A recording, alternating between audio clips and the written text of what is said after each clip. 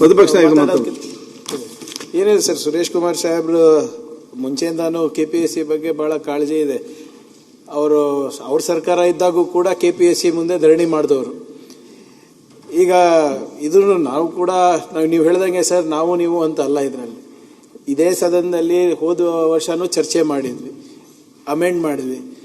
ನನಗೆ ಆಶ್ಚರ್ಯ ಏನಂದ್ರೆ ಸರ್, ಏನು ಭಯನೇ ಇಲ್ವಾ ಕಾನೂನ್ದು ಅಂತ. ಹಿಂದೆ ಸರ್ಕಾರದಲ್ಲಿ ನಾನು ಒಂದು ಪ್ರೈವೇಟ್ ಬಿಲ್ಲನ್ನು ಮೂವ್ ಮಾಡಿದ್ದೆ ಬೆಳಗಾವಿ ಅಧಿವೇಶನದಲ್ಲಿ, prevention for corruption in government recruitment ಅಂತ. ನಮ್ಮ ಸರ್ಕಾರ ಬಂದಮೇಲೆ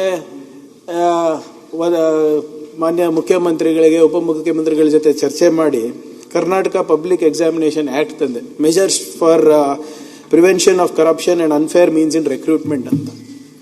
10 ಕೋಟಿ ರೂಪಾಯಿ ದಂಡ ಹಾಕ್ಬೋದು ಸರ್ ಅದರಲ್ಲಿ, ಅದು ಪೇಪರ್ ಲೀಕ್ ಆದರೆ.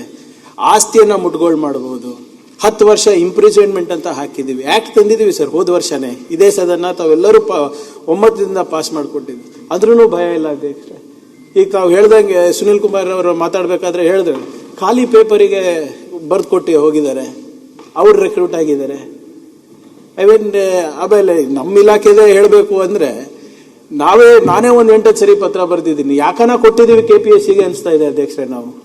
ಅದಾದ್ಮೇಲೆ ನಾನು ಸ್ಟಾಪ್ ಮಾಡಿಬಿಟ್ಟು KEA ಕೊಟ್ಟೆ, ಅವರೆಲ್ಲ ರೆಕ್ರೂಟ್ ಆಗಿಬಿಟ್ಟಿದ್ದಾರೆ. Something is better than nothing ಅಂತ. ನಾವು KEA ಕೊಟ್ಟ ಮೇಲೆ ಅಟ್ಲೀಸ್ಟ್ ಮಾರ್ಕ್ಸ್ ಪ್ರಕಾರ, ಮೆರಿಟ್ ಪ್ರಕಾರ ಆಗಿದ್ದಾರೆ.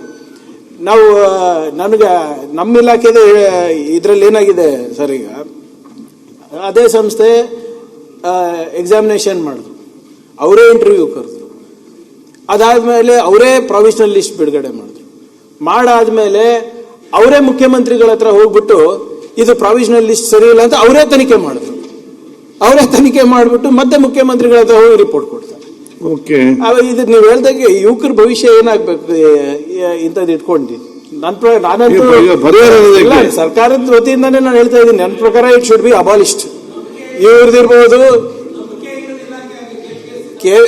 Sir, I am talking on behalf of the youth of Karnataka. ಈಗ ನಾವು ಅಲ್ಲಿದ್ದಾಗ ಕೂಡ PSI ಹಗರಣ ಇದ್ದಾಗ ಅಲ್ಲೂ ನಾನು ಹೇಳಿದ್ದೆ, ಇಲ್ಲೂ ಹೇಳ್ತಾ ಇದ್ದೀನಿ. ಈಗ ನಾನು ಹಿಂದೆ ಏನು ವಿರೋಧ ಪಕ್ಷದಲ್ಲಿದ್ದಾಗ ನಾನು ಒಂದು ಪ್ರೈವೇಟ್ ಬಿಲ್ ತಂದಿದ್ದೆ, ಅದು ಅನುಷ್ಠಾನ ಮಾಡಿದ್ದೀನಿ. ಇನ್ನೇನ್ ಮಾಡಬೇಕು ಅಂತ ನಮ್ಗೆ ಅರ್ಥ ಆಗ್ತಾ ಇಲ್ಲ. They are not afraid of law, they are not afraid of acts, they are not afraid of judiciary not legislators. ಈಗ ಪ್ರತಿಪಕ್ಷ ಅದರಿಂದ ಇದರಲ್ಲಿ ನೀವು ಹೇಳ್ದಂಗೆ sir, we should work together. ಇಲ್ಲ ಪಕ್ಷ ಇಲ್ಲ, ಯುವತ ಪಕ್ಷ. ಐ ಆಮ್ ಎಕ್ಸ್ಪ್ರೆಸಿಂಗ್ ಸರ್, ಇದಕ್ಕಿಂತ ಜಾಸ್ತಿ ನಾನು ಏನ್ ಮಾಡ್ಬೋದು ಹೇಳಿ. ಎಕ್ಸಾಕ್ಟ್ಲಿ ಆಕ್ಟ್ ಏನಾಗಿದೆ, ಪ್ರಿಯಾಂಕ್ ಖರ್ಗೆ ಅವರು ಹೇಳಿದಕ್ಕೆ ಇನ್ನೊಂದು ಸೇರಿಸ್ತೀನಿ. ಅವ್ರಿಗೆ ಭಯನೂ ಇಲ್ಲ, ನಾಚಿಕೆನೂ ಇಲ್ಲ. ಎಲ್ಲಿ ಭಯ ಮತ್ತೆ ನಾಚಿಕೆ ಇರೋದಿಲ್ಲ, ಡೆಡ್ಲಿ ಕಾಂಬಿನೇಷನ್ ಅದು. ನಾವು ಸರ್, ನಾನು ಯಾರೋ ಇಂಡಿವಿಜುವಲ್ ಮೇಲೆ ಮಾತಾಡ್ತಾ ಇಲ್ಲ. It is unfortunate. ನೀವು ನಮ್ಮ ಭಾಗದಲ್ಲಿ ಹೇಳ್ತಾ ಇದ್ದೀರಿ ಸರ್, ನಮ್ಮ ಭಾಗದ ಹುಡುಗರು ಇನ್ನ ಎಷ್ಟು ಯುವಕರು ಎಷ್ಟು ಪ್ರಯತ್ನ ಮಾಡ್ತಾರೆ. ಧಾರವಾಡನಲ್ಲಿ ಹೋಗಿ ಇದು ಮಾಡ್ತಾರೆ, ಹೈದರಾಬಾದಿಗೆ ಹೋಗ್ತಾರೆ, ಇಲ್ಲಿ ಬೆಂಗಳೂರಿಗೆ ನಾನು ಒಂದೇ ಜೋಡಿಸ್ತೀನಿ. ನಾನು ಅದಕ್ಕೆ ಅದನ್ನ ಅಧಿವೇಶನದಲ್ಲಿ ಅದೆಲ್ಲ ರೆಕಾರ್ಡ್ ಆಗೋದು ಬೇಡ ಅಂತ ಹೇಳಿಲ್ಲ. ಆ ಅರ್ಹತಾ ಪಟ್ಟಿಯಲ್ಲಿ ನೋಡಿ, ಅವರ ಅಡ್ರೆಸ್ಗಳು ನೋಡ್ಬಿಟ್ರೆ ನೀವು ಇಂಥವರೆಲ್ಲ ಆಯ್ಕೆ ಆಗ್ಬಿಟ್ಟಿದಾರ ಅಂತ ಅನ್ಸ್ಬಿಡುತ್ತೆ. KPSC ಮೆಂಬರ್ ಮಕ್ಕಳು ಅರ್ಹತಾ ಪಟ್ಟಿಗೆ ಬಂದಿದ್ದಾರೆ. ರಿಟೈರ್ಡ್ ಇಲ್ಲೇ ವಿಧಾನಸೌಧದಲ್ಲಿ ಕೆಲಸ ಮಾಡೋದಂತ ರಿಟೈರ್ಡ್ ಫ್ಯಾಮಿಲಿಯ ಒಂದು ಕುಟುಂಬದಲ್ಲಿ 3 ಜನ ಆಯ್ಕೆ ಆಗಿದ್ದಾರೆ. ಯಾರೋ ಎಕ್ಸ್ ಮಿನಿಸ್ಟರ್ ಮಗ ಆಯ್ಕೆ ಆಗಿದ್ದಾರೆ.